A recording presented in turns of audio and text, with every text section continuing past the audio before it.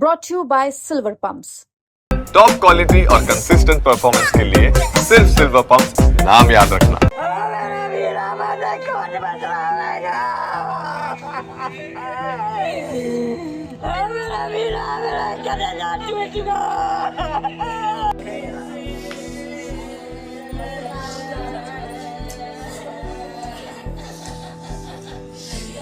भारत के ऑपरेशन सिंदूर के दौरान पुंछ के कई इलाकों में पाकिस्तान की ओर से फायरिंग हुई। हरियाणा के पलवल जिले के गांव नंगला मोहम्मदपुर गुलावत के लॉन्स नायक दिनेश शर्मा और उनके 4 साथियों ने उस समय मोर्चा संभाला। वो पाकिस्तानी सैनिकों को गोलियों का जवाब गोलियों से दे रहे थे।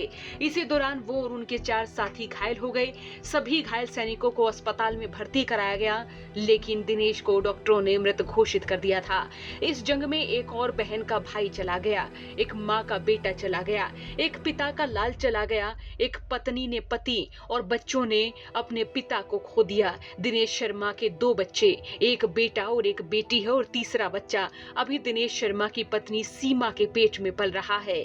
7 महीने से गर्भवती सीमा अपने पति की शहीदी की खबर सुनते ही बिलख बिलख कर रो पड़ी थी।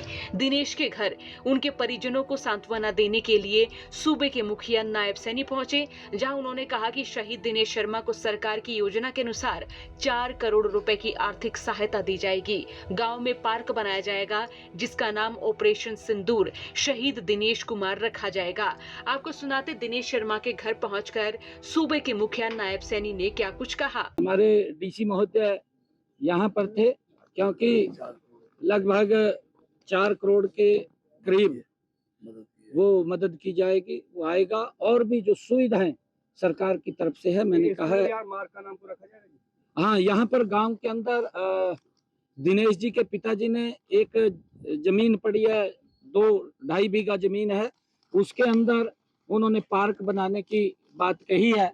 और मैं आज यहाँ पर एक गांव का नाम बदलकर वो दिनेशपुर रखने की मांग भी रखी गई है कि इस गांव का नाम दिनेशपुर रखा जाए। जो ये पार्क की बात इनके पिताजी ने कही है, वो पार्क भी ऑपरेशन सिंदूर दिनेश कुमार पार्क उसका रखा जाएगा नाम, और उसको पार्क बनाया जाएगा। जो उनके पिताजी ने कहा है उसके नाम से यहाँ पार्क बनेगी। दिनेश जी उसी में ही भारत माता के वो काम आए हैं। मैं दिनेश जी को आज उनकी इस पवित्र भूमि जहां उनका जन्म हुआ है, इस पवित्र स्थल के ऊपर उनके परिवार को और दिनेश जी को नमन करने के लिए आया था। मैं उनको नमन करता हूं और परम पिता परमात्मा से प्रार्थना करता हूं कि ऐसी दिवंगत आत्मा को अपने चरणों में स्थान दें। भाजपा तिरंगा यात्रा निकाल रही है। दीपेंद्र हुड्डा ने कहा है कि तिरंगा यात्रा में सभी दल शामिल हों, एक साथ निकाली जाए, क्योंकि इस समय एकजुटता का है।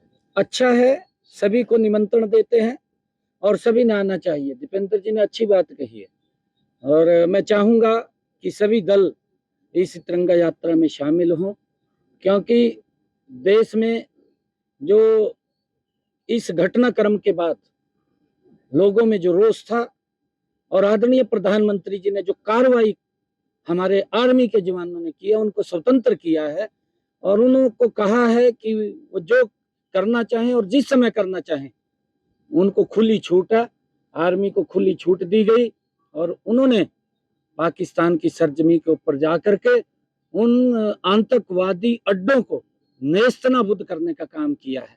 हमारी जो लड़ाई थी वो किसी देश या व्यक्ति के प्रति नहीं थी, आतंकवाद के प्रति थी। आतंकवाद को मिट्टी में मिलाने का काम किया ताकि वो दोबारा सर न उठा सके। दिनेश शर्मा के पिता दयाराम कहते हैं कि दिनेश साल 2014 में आर्मी में भर्ती हुए थे। पिछले 11 सालों में दिनेश की पोस्टिंग देश के कई राज्यों में रही। इन दिनों वो जम्मू के पुंछ में थे। हाल ही में उनकी लॉन्स नायक के पद पर प्रमोशन हुई थी। दिनेश के 2 सगे भाई सेना में हैं। इनमें से एक जम्मू में ही तैनात है। शहीद दिनेश के पिता दयाराम बताते हैं कि उनका एक बेटा शहीद हुआ है, लेकिन भारत माता के लिए उनके 2 और बेटे सेना में हैं। लॉन्स नायक दिनेश शर्मा की पत्नी बिलख बिलख कर अपने पति को याद कर रही हैं। दिनेश के पिता नम आंखों से अपने बेटे की शहादत पर कह रही हैं कि भारत माता के लिए उनके 2 और बेटे सेना में हैं। लॉन्स नायक दिनेश शर्मा को हरियाणा तक सलाम करता है। फरीदाबाद से सचिन गौड़ की रिपोर्ट। है।